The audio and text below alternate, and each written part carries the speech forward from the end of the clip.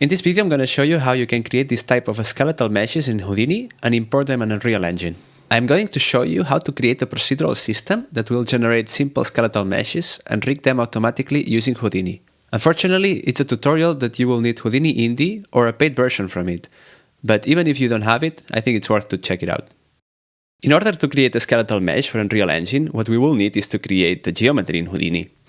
To do that, we need to place down a geometry in the network object, and you can see here that I'm right now in the object, and we can name it skeletal mesh test. Oh, that's not test. Yep. So the first step is to draw a curve, and Houdini offers us this node that is called draw a curve. It's literally going to do that. To be able to draw the curve, we need to press enter while we select the node. So if I press enter, you will see that now I have this sphere in my mouse. So if I'm gonna draw, you will see that I create a curve from it. To exit the state, the active state, we just press escape, and now we have a curve. To work with this curve, we're gonna resample it.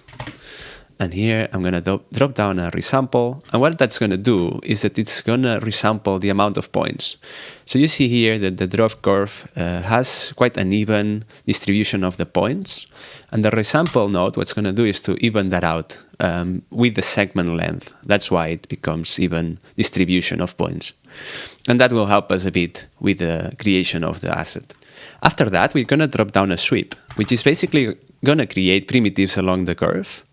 And when we view it, you will see that it gives you an error. And the reason is that we are not inputting anything for its cross-section. So what we need to do, we can here select that we want a surface type of a round tube. And it will directly create the tube around the curve for us. We can also, with this node, create the caps of this geometry. And here, you can do it here in the end caps. You can set it as a grid. And you will see that now we have a line that is closed as a primitive. Once we have the line closed as a primitive, it would be nice to make it a bit more interesting. So in order to do that, we can change the attributes of this geometry that we created. And Houdini has this nice node called attribute noise that you can place between the resample and the sweep. And you will see that by default, it creates a color noise within the geometry. And that's because it's changing the attribute CD, which in Houdini refers to the color of the vertices. What I would like to change is something that is called the p-scale, which actually targets the scale of the point. And you will see that when I change the amplitude of this noise now, my geometry changes and becomes a bit more irregular. I can then change the element size of this noise. I can make it a bit more funky. I can change the offset of it. And when you are happy with the result, what we're going to do is to convert it to a volume. Volumes in Houdini are really handy because, as you can see here, the geometry is becoming a bit uneven, and it's going to be difficult to make it nice to simulate and to retarget. It's a bit difficult if you don't have a better surface for your geometry. What the volume will do is to basically remesh the input geometry, which in this case is this specific line that we created, and it basically will smooth out everything for us. So we will create a BDB from polygons, and you will see that when you plug it in, it converts the input geometry into a BDB. And a BDB is basically a volume-based workflow. So I can check the fog, and you will see that it becomes some sort of cloud-style version of our input geometry. But what we want to work with is the distance. And you can also see the voxel size is going to basically increase or decrease the resolution of our volume. In this case, 0.1 will be enough. I'll put it. And what I want to do then, I want to convert it back to a polygon. So I'm going to say BDB convert. And you will see that when you plug it back, we can convert it to a polygon. And now our mesh has become a bit more even. And now we could even make it smoothed out, the BDB. And that will create a much more smooth version of our input. And we can also then remesh it again. Because as you can see, the convert BDB output, it's not triangulated, and it's a I think it's quads. So Unreal, any geometry that you import, it's going to triangulate it, because that's how game engines work. And it's nicer to just have the control of that and not let the engine do it for you. So I would say to put a fast remesh, which is really good, and then we can target our resolution scale, maybe let's say 0.2. And now we have a good amount of polygons to be able to simulate the mesh. Once we have our mesh, basically what we can do is to check out and see if we can draw another curve, because actually this is procedural. So what we could do is to come back to the curve, and if I go to stroke, I can delete my input curve. I can press enter again, and if I am rendering and displaying the fast remesh, which is our last node in the network, it will basically follow along the lines of what we used, right? So now I can press escape again, and I just created a new line. So this is a basic setup for the mesh creation. So what I'm going to do is I'm going to color it as a mesh. I'm going to just put this blue for now. And basically that's all we need to do for our mesh generation. Now for the other part of this tutorial, it's basically how are we going to rig this mesh, and then later how are we going to export it. For the rigging part, what we need to use is the skeleton. So in this case, we sort of have a skeleton already, because if we look at the attribute noise in this one, we basically have a line that creates the mesh, right? I can preview the result, and we can see that it does go along the lines of the geometry. So what I can do now is to create a null and basically select this attribute noise, which is the last node within the skeleton. And here I'm going to say this is my out skeleton. And basically from here, now we're going to create a skeleton from this.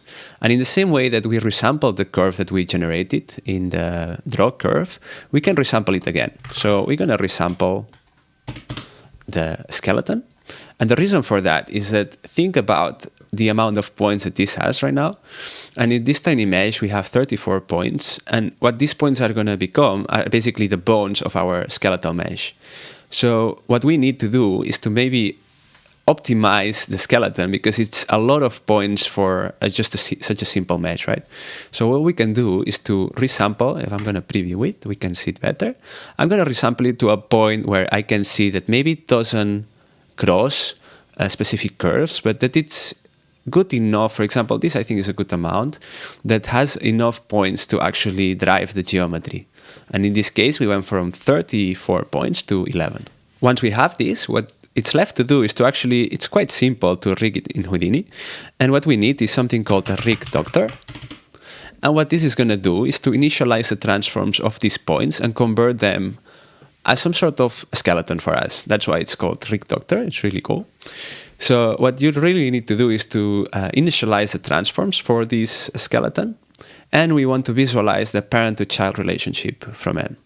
So if we select this node and we go to the viewport and press enter, you will see that now we have active, we have the active node set as the rig doctor.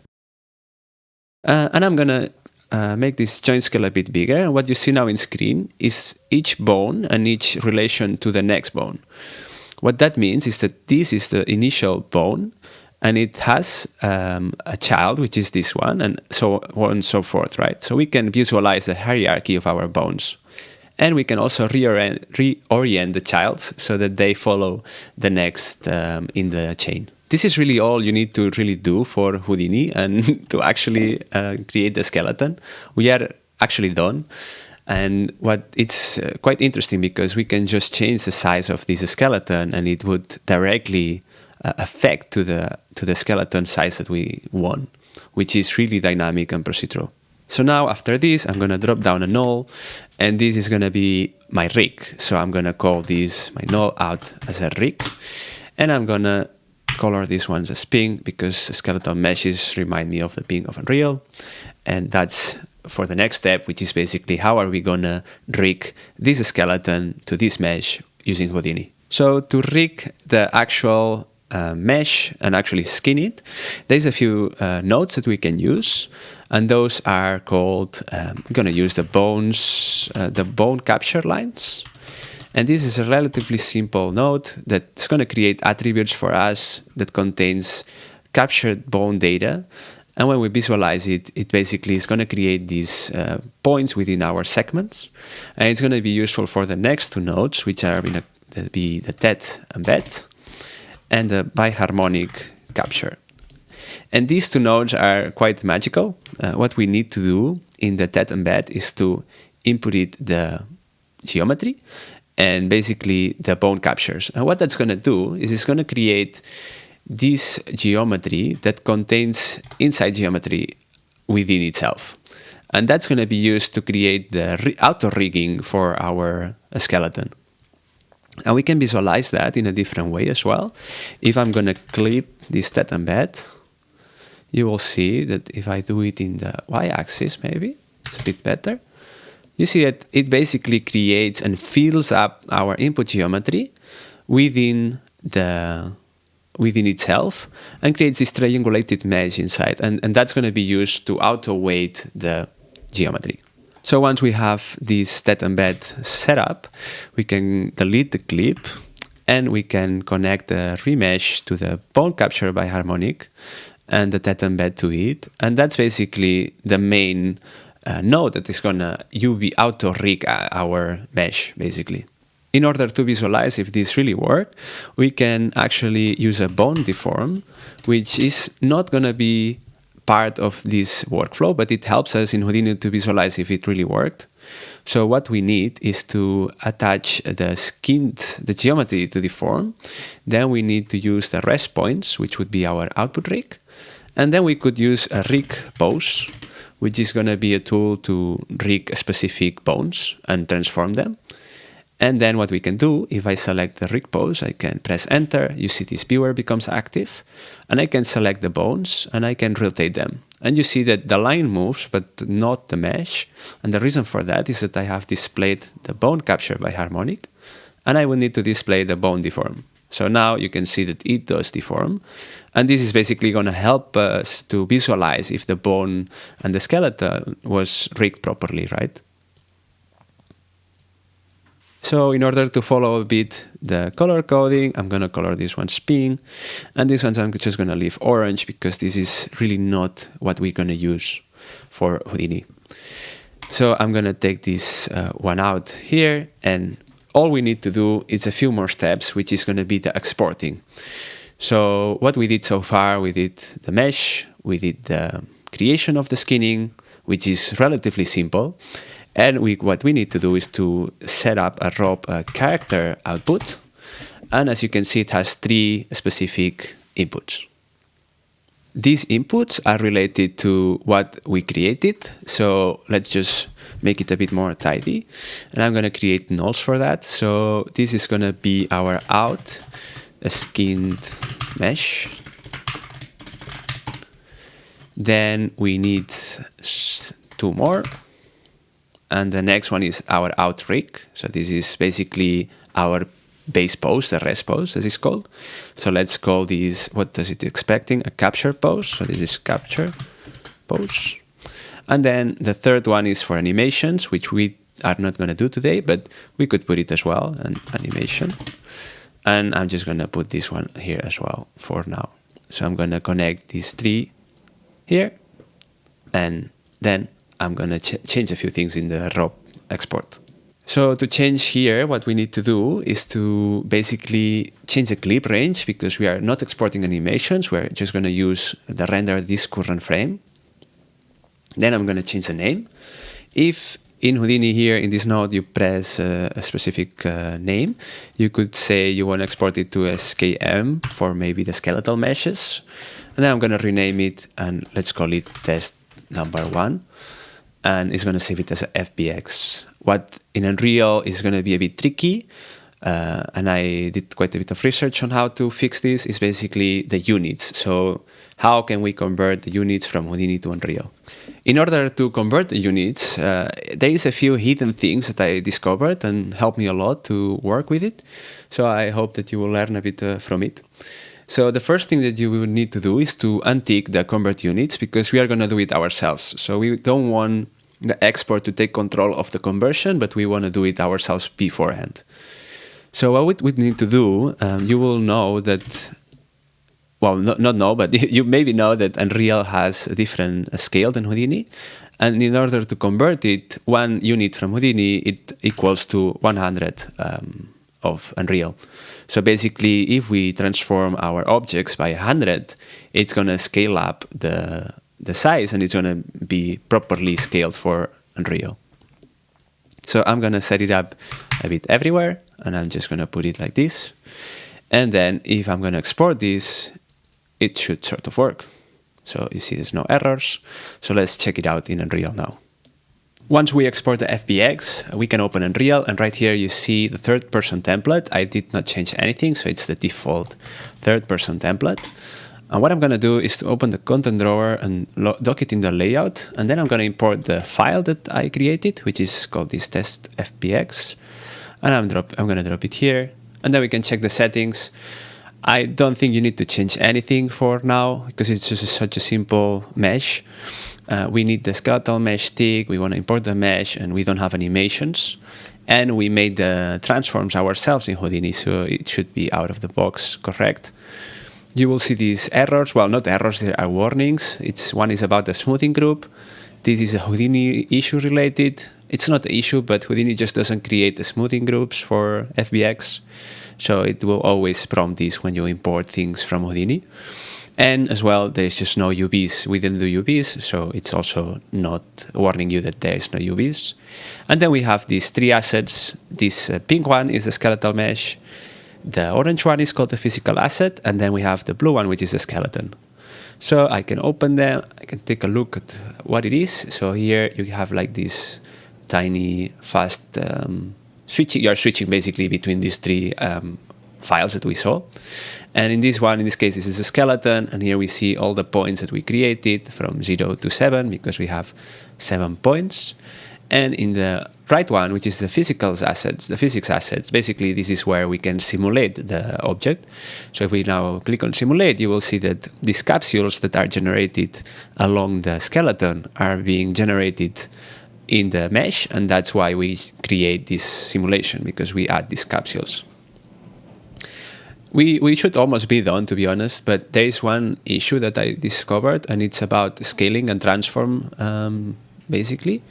And the issue is mainly on the root bone of the import skeleton. So when we look at it, we see that the scale of this skeleton, this bone, actually, it's set to 100. And this makes sense because we scaled the mesh in Houdini and we set it to 100, right? So that's why we see that the scale is 100. So this gets transported to Unreal.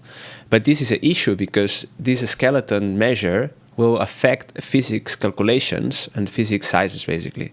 And what we would like is to have this at 1, but you will see that now it's just completely out of space. It's absolutely ginormous. And it's not so good looking either. So let's jump back into Houdini and see how can we fix it. In order to fix this issue, we should understand where it comes from. When we scaled the object and the skeleton by this uniform scale 100, we did scale the size of our skeleton. And you can see it here, that if I check the tiny one, it's really small. And after the transform, it becomes really big. But we also scaled the properties and the attributes that it's called in Houdini of this skeleton. The issue with that is that the skeleton size in Unreal Engine is set by these attributes and not the size of it. And it was a bit confusing at first for me to understand. So let's take a look at the spreadsheet. And this spreadsheet basically gives us a breakdown of the properties of this skeleton. We have each point of each bone, and then we can see the positions, we can see the local transforms, and many other attributes. The attribute that we are interested on is a transform, and it's at the end. And basically, this is the one that contains the data for the skeleton to be set in Unreal. So if we filter the attributes and we inspect this transform, it's basically a matrix that contains the translation, the scale, and the rotation of the bone. And this basically, we need to normalize it to a value from 0 to 1, the one that it was before. So we basically have to divide it by 100. In order to do that, we need to use a point wrangle. And it's a very simple line. Don't get scared for the code. And it's basically, we need to type a 3 because we are going to set a matrix, and that's the transform. And then we use the add sign and we type transform. And then we're going to say divide equals to 100. And what this is going to do is going to set and divide the transform by 100 units. And now if we take a look at the spreadsheet again, we will see that it's normalized. So I'm going to bypass the wrangle, so you will see how it changes. But it's not changing the positions of it. So you see that my scale, it's not changing, but it's just changing the transform of the skeleton. And this is quite essential. And the only places we need it is the skeleton, and if we would use animations, we also need it for that. And it was really tricky to find, but once you save now this file and import it into Unreal, we will see if it works. If we go back to Unreal now, we can import this mesh that we made, the normalized skeleton, and it's going to prompt us if we want to use the older skeleton, and we're going to say no, we're going to reset. We're going to import the new fixed skeleton. And when we import all, we're going to get the same warnings. We just ignore them for now.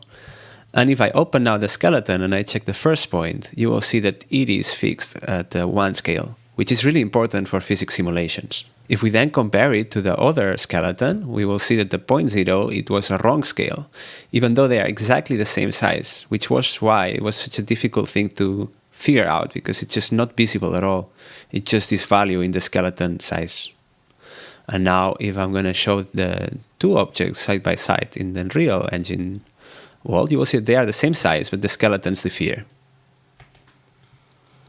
And with that done, what we can do is to delete the bad one and just simulate the physics of this atrocity that I created, because it looks quite questionable.